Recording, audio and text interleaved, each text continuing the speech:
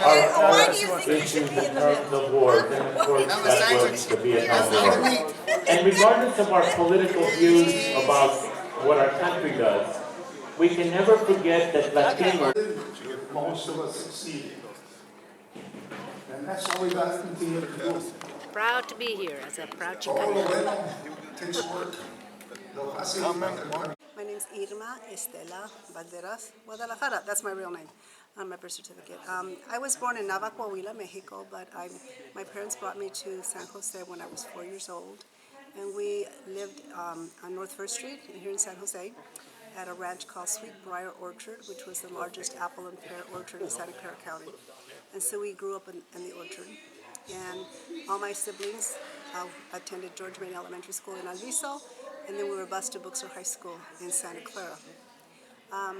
I came to San Jose State as an EOP student in 1968, and I remained here for 5 years.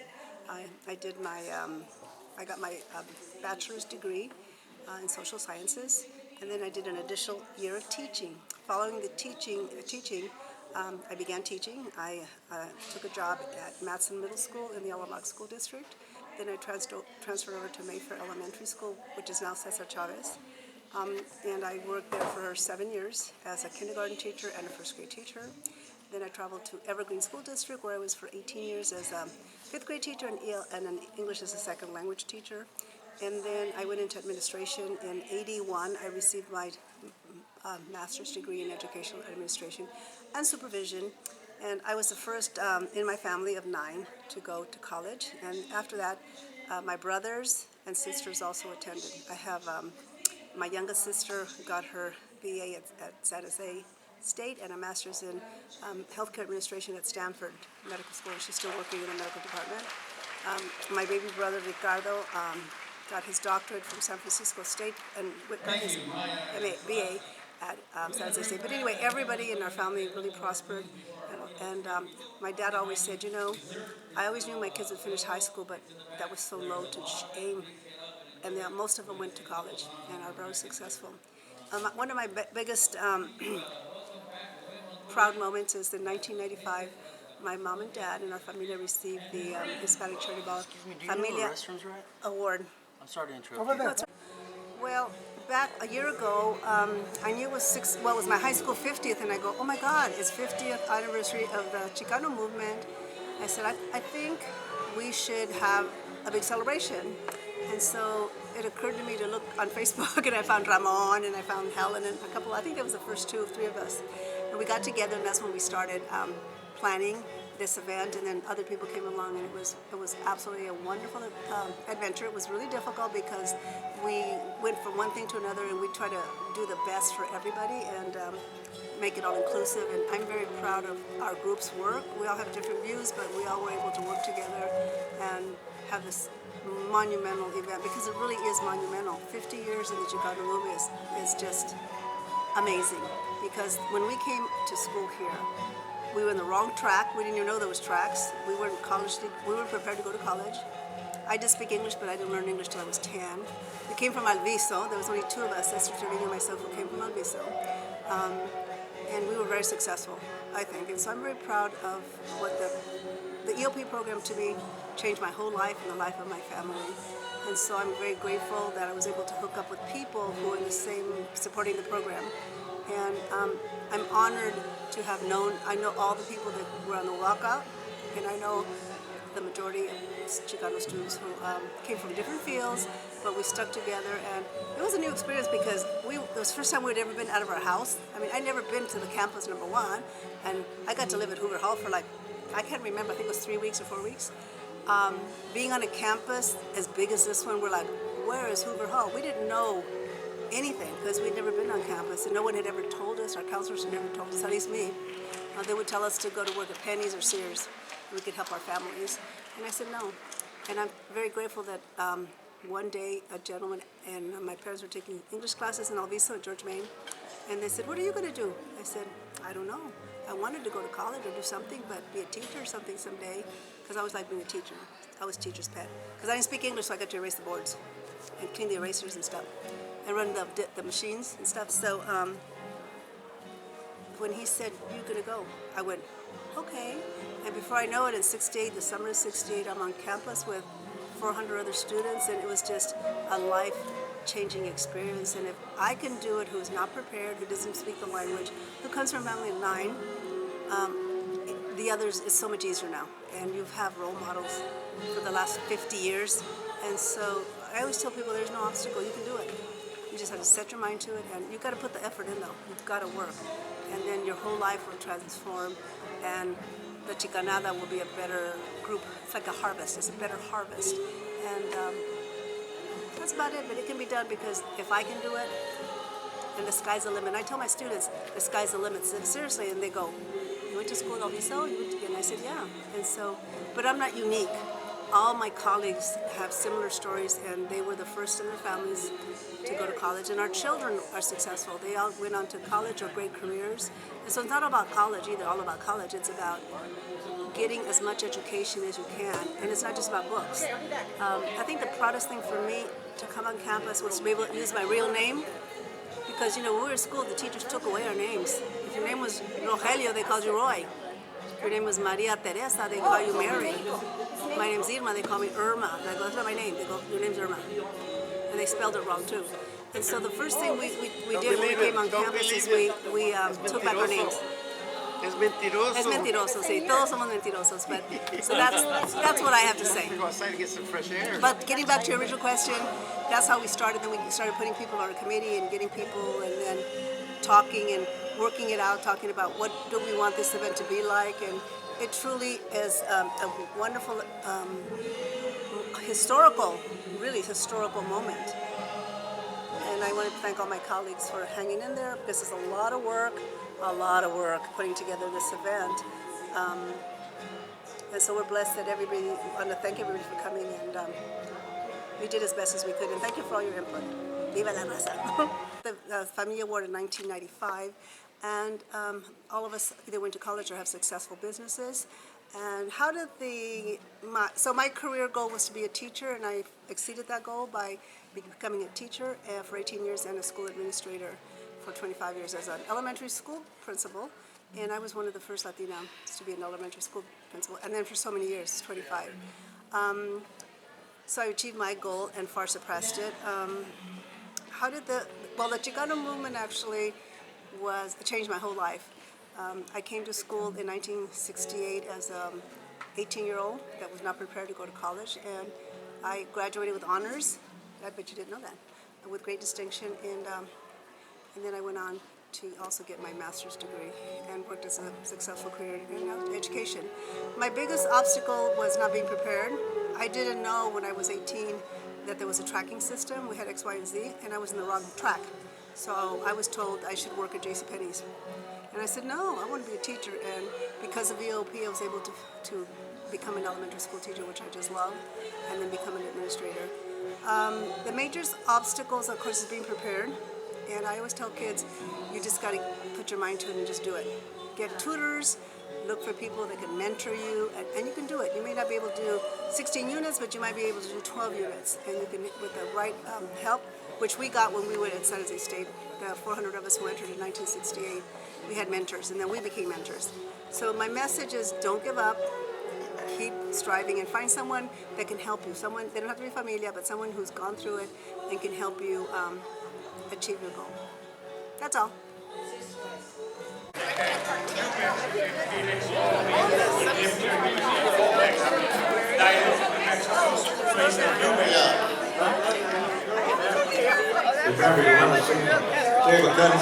Vote. Orderly, vote off it. What'd you say? Now? 1, 2, go ahead. I know, until they're slow, right? Yeah, we're like...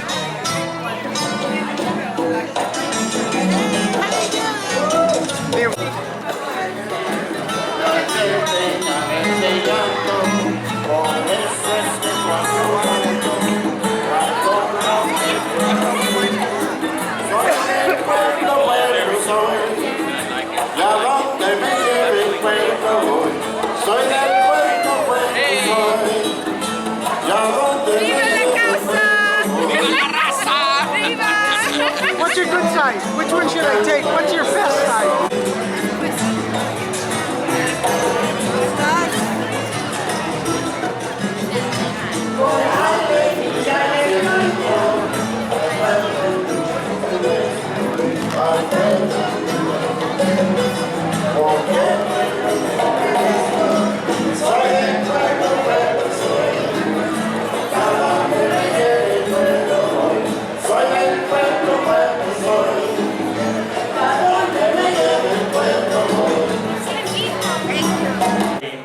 Creating medical, health, long-term care programs for veterans. So it was my privilege These are to rules. say a few words. So we need to recognize not just all veterans from the past. So there'll be somebody here asking you, a waiter or a waitress asking you, or tell me when your table is up.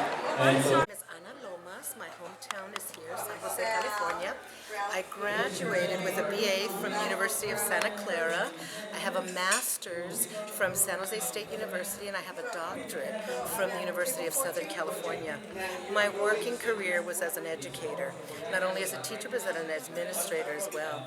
The Chicano movement enabled me to be the first generation Latina in my family to go to the University of Santa Clara on full academic scholarship. And so I also took advantage of the money that they offered, because my mom, as first generation to go to college, since I lived so close, would not let me live on campus. As sometimes happens, that can be an obstacle. And so how I got back at that is I have a general humanities major from Santa Clara, and my minor is Spanish. And there was this wonderful program called International Studies Abroad. I surprised my mother and father, but my father went along with it by going my junior year to the University of Madrid in Spain, and my parents didn't pay for anything because I had gotten full scholarships and I traveled all over. So major obstacles to finish college really are just obstacles that sometimes are financial, sometimes are family driven, but you need to find an advocate, as I did in my father, to make sure that you do get to finish college on time. And my message to today's student is never give up. Regardless of what a teacher tells you, a counselor tells you, find that one perfect advocate for yourself, not only as a family member, but as an educator who will believe in you and help you get through that, especially if you're a first-generation student to go to college. Hi, my name is Belinda Quesada, and I'm looking at this paper down here that tells me what my questions are. My hometown, San Jose, California. Woohoo. Original home girl, very proud of that.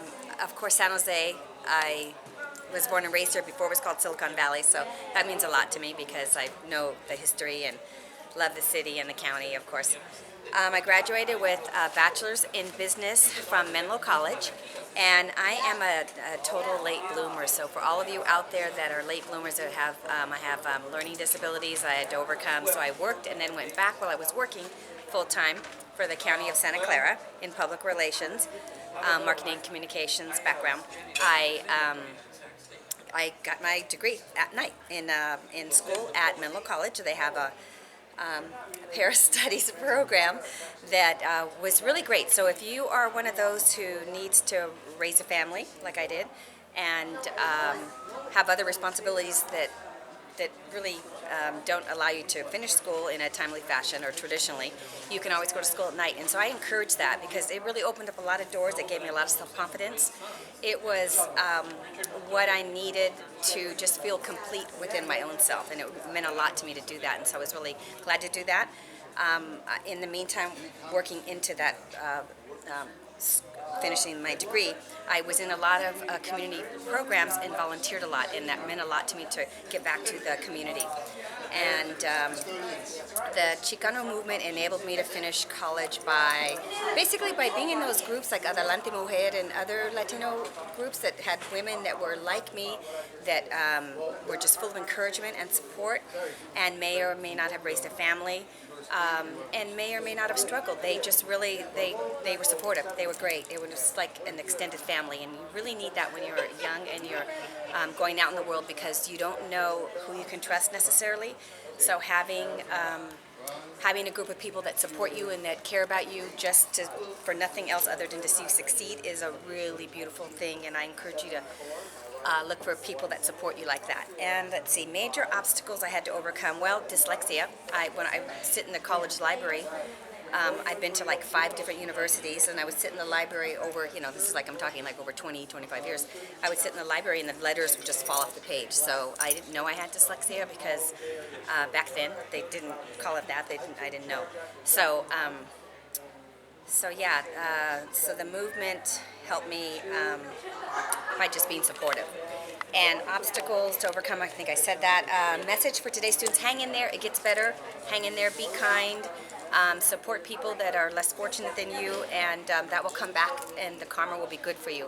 And always look behind you to help out, because there's always someone coming up. And I always think that there's always someone who has more money, more fame, more power, more this or that, and then there's always people below that don't. So just consider yourself somewhere in the middle and strive for your best, being your best, what is good for you, what is right for you. And que viva la raza. Okay, thank you. Bye. Hi, my name is Jennifer Trujillo. My hometown is San Jose. I graduated with a degree in liberal studies from San Jose State through Chicano commencement in 1995. I went on to get a graduate degree from St. Mary's. I am a part owner of a mortgage company. The Chicano commencement movement enabled me to recognize and have pride in who I am and what my culture is about. Major obstacles I can't finish. I don't know. But you overcame I overcame things that were there, and then you got to the other side. I thought it was hard, to come into college being first generation, to finish, to get the degree. But I had friends to help me. I had a good support system. I think that was very critical and very important at that time. I didn't realize that at the time, though. Right. I wouldn't be here with 2 degrees because of you. My message to students today: don't quit. You think it's hard? It's not hard. Going to college is one of the easiest things you can do. You're always going to have time for parties. You're always going to have time for friends. You're always going to have time for other things. You'll always be able to make more money later. But the sacrifice, 100% worth it. Nobody ever says I regret getting a degree. Good luck. So my name is Venus Esparza Whitted. My hometown is San Jose. I graduated with a BSW in social work. I later went on to get an MSW, Master's in Social Work, and a Master's in Mexican American Studies. My working career obviously is being a social worker, but also really advocating for the disenfranchised and, our Latino people, our people of color. The Chicano movement enabled me to finish college by actually paving the way for me to be here, for me to be able to be studying in social work and having a Mexican American's degree. Major obstacles that I overcame to finish college were I was the first one to graduate out of my family, but I had a huge support system. The women that I met were still lifetime friends. We studied together, we partied together, but we helped each other be the best that we could be. And if you can find those people to do that, that's going to carry you long after your degrees. My message today for students is you keep on going. It's going to be hard. It might feel like it's difficult, but the real world, it's much more difficult. We're still fighting the disenfranchised. We're still trying to find out why we're still at the bottom of the list. But again, this is a testament to friendship. Yeah, and this is what we've been over 20 years. Yeah, but San Jose State and this the 50th from the people who paved that way, thank you, because this is what you get. Yeah. And we want to see you be this in 50 years. And you know what? Sometimes it could take a long time, but keep going, because you know what? When you graduate, everybody just tells you congratulations. That's it. So keep going. But we will tell you, adelante. Yeah, it's possible. My name is Betsy Ramos Preciado, and my hometown is Santa Paula, California. I graduated with a BA and an MA and I received my teaching credential from San Jose State. And the reason I got my credential here at San Jose State because the other colleges did not offer what I needed in bilingual education and working with our minority students in English and literature and so on. And currently I am a retired administrator and teacher and working as a mentor for teachers. And one of the obstacles I had, not as a teacher but a Chicano administrator, was that I was discriminated against in the district I worked at. And it took me a while to become an administrator in my school district. And I'm proud to say I was the first Chicana to be a principal in my school district. And one of the things I'd like to tell students is, especially the females, don't give up. You keep trying and, put your best step forward. And just keep it going, because you will get some very severe obstacles as you progress in the professional ladder. Thank you very much. The problems that we have, nobody's going to solve them. We have to solve them ourselves. And you're too old to be over can't do that anymore. Do your best. Don't give up, man. Don't retire and do nothing. There's still a lot of work to do. I know most of you are in your 70s. There's still work to do. Some of the good people that I work with. We were escorted and we visited the campus by some 5 young women. And it was very inspiring to see them and to see the growth and how we laid the foundation for them, and they're very successful. I'm very proud of what they're doing. What do you have to say about those young women? Well, the young people, they are inspiring, but at the same time we know that they're going through the same struggles that we had, and but they're willing to struggle and to achieve their goals, so that's very admirable. Tell me your name and what you went out to do in your life. What did you go do? I'm Rosalinda Martinez. I'm from Woodland, California. I came here not knowing really what I wanted, but I received an education and I became a teacher. And I have many students that still come to me and thank me. So that's very rewarding. And now I'm retired and letting the new generation take the stage. That's it. I'm Lydia, Reyna. I came from King City. I came from working out in the fields, ending up graduating from college, getting my master's from Stanford, and working to help the people. Workers' comp, case management. I did it all. It was a good career, and I'm retired now. Hi, I'm Griselda Castro. I'm from Woodland, California. I came to San Jose State in 1970, graduated in 1974, attended graduate school here, Counselor Ed. While I was here, I was participated in the March, Spring Quarter, and also participated in the occupation of the mission at Santa Clara University my freshman year.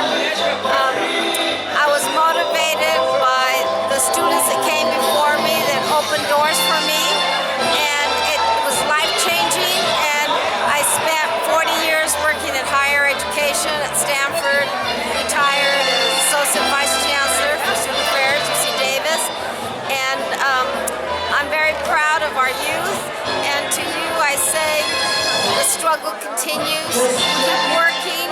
There's still a lot of work to do. Make the university work for you. It's yours. You deserve to be here. You belong here. Go out, make more change, and open more doors for the students to come after you. Okay, my name is Jessie, Serna. My hometown is Stockton, California. I graduated with a bachelor's in criminal justice at San Jose State and a doctorate in law from Golden Gate University in San Francisco. My working career is I've been a private attorney for 38 years in downtown San Jose. The Chicano movement enabled me to finish college by working with the older Chicano students that motivated me and got me excited to not only graduate from college, but to go on and get a law degree here in San Jose. Major obstacles that I overcame to finish college were making sure that I was disciplined to do my homework, enjoying life and going out, but at the same time always burning the candle and never forgetting to do my homework and to get great grades in my exams. My message today for all the students out there is follow your heart, but the most important thing in life besides your parents is a great education. We want to thank everybody. A couple of announcements before we wrap it up because we are running late here. Was anybody here at Comstock? We have a special gift for you if you were at Comstock. No? Okay. First person to raise their hand. Who's a Frida Kahlo fan? Right there, young lady right over there. You got a free poster from our photographer here, Frida Kahlo poster. Thank you. So you know what? If I can ask those who stood up and walked out of Spartan Stadium to come up on over here by the stage so we can all take a picture of all of you as we wrap this up tonight and listen to the sweet music of Rudy Navarro, please. So Jose and Humberto and everybody else who was here who walked off the stage at Spartan Stadium and began what we all now celebrate here known as Chicano Commencement. Please come on up. Un aplauso. Give them a round of applause because... Jessie?